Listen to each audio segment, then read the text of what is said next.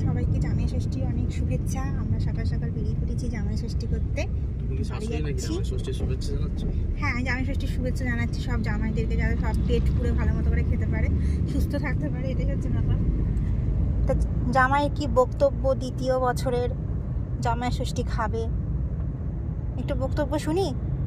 হ্যাঁ, খাওয়া স্বাস্থ্যের পক্ষে ক্ষতিকারক হচ্ছে সন্ত্রমূল বক্তব্য, তার উপর আবার বিশাল গরম।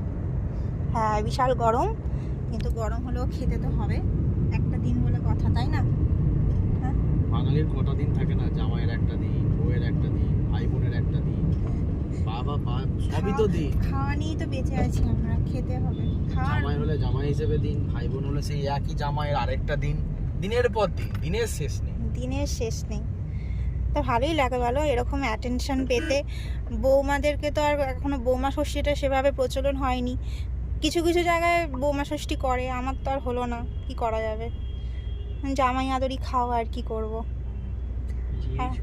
আর আমি মেয়ে আদর খাই। পয়সা থাকলেই সব ষষ্ঠী মানাবে, না থাকলে চুপচাপ ঘরে বসে থাকো। ওটাই হচ্ছে ব্যাপার। দিন পার হয়ে গেল আপনি বুঝতেই পারবেন না।